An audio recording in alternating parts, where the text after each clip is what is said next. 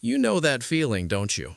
That sudden tightness in your chest when they laugh a little too freely with someone else. The way your fingers hover over their phone, even though you promised yourself you'd never be that person. The shame that follows the accusations you made at midnight, the ones you wish you could take back in the morning light. If you've ever felt jealousy coil around your heart like a serpent, if you've ever watched your love become a prison guard instead of a sanctuary keeper, then you already know the dark, consuming fire we're about to explore together. Because jealousy and love isn't just an emotion, it's a haunting, a possession, a psychological storm that reveals everything we're terrified to admit about ourselves. Here's what nobody tells you about jealous lovers. They're not crazy, and they're not weak. They're wounded.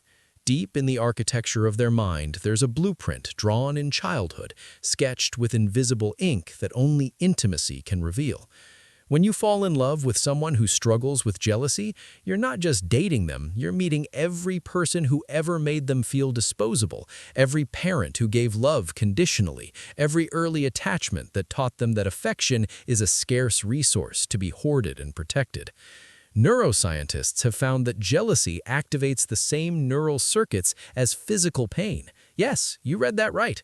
When a jealous lover imagines you with someone else, their brain lights up in the anterior cingulate cortex and insular cortex, the exact same regions that scream when you touch a burning stove.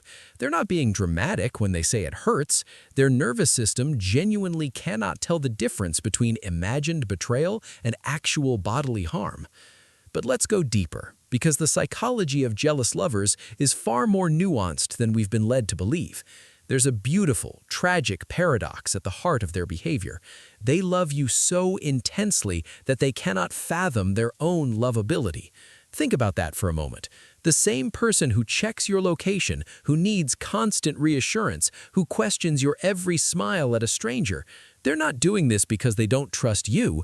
They're doing it because they don't trust the universe to let you keep you.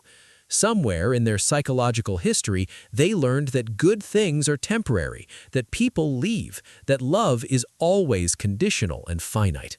Attachment theory, pioneered by John Bowlby and Mary Ainsworth, reveals that anxious attachment patterns develop when caregivers are inconsistently available in childhood.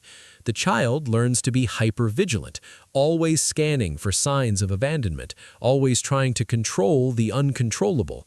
And that child, decades later, becomes the lover who reads your text messages 3 times looking for hidden meanings, who needs to know where you are not because they want to trap you, but because uncertainty feels like drowning.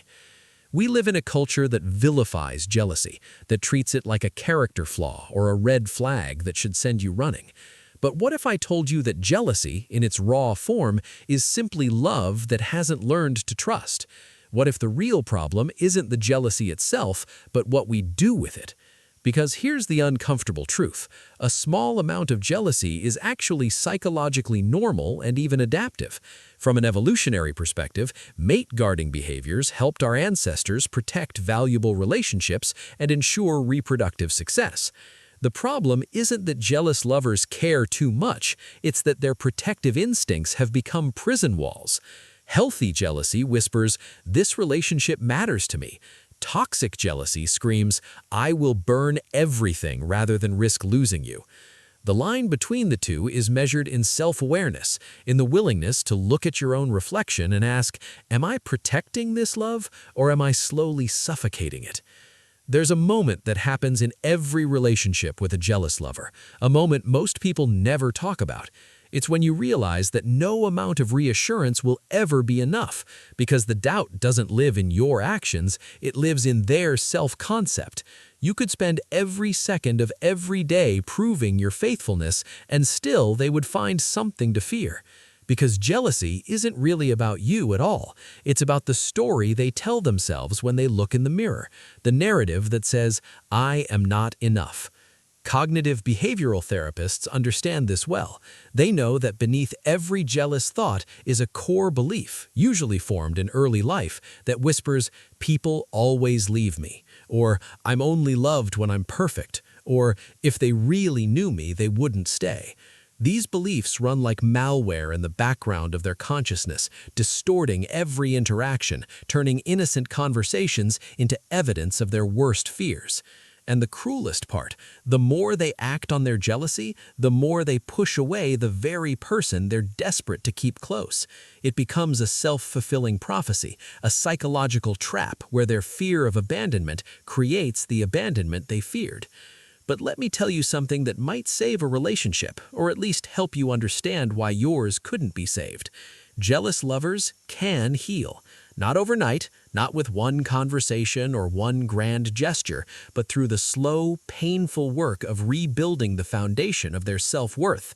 When a jealous person begins to understand that their value isn't determined by someone else's attention, when they start to see that love doesn't have to be earned through constant vigilance and control, something shifts.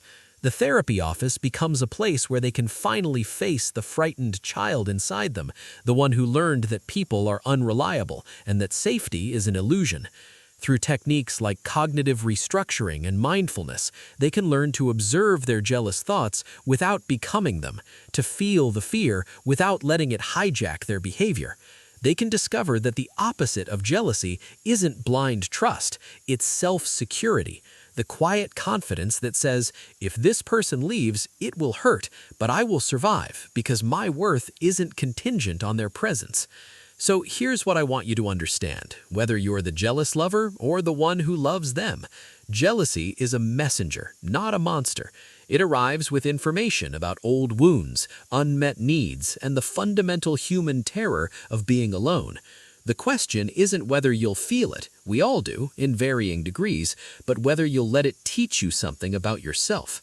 Because the most profound relationships aren't the ones without jealousy, they're the ones where jealousy becomes an opportunity for deeper intimacy, where you can say, I feel scared right now, instead of, you're making me feel this way. They're the relationships where love doesn't demand perfection, but creates enough safety for healing. So ask yourself tonight, in the quiet space between who you pretend to be and who you actually are you loving someone or are you trying to possess them? Are you protecting your heart or are you building walls so high that love itself cannot reach you? And if you recognize yourself in these words, what would it take for you to finally believe that you're worth staying for, just as you are?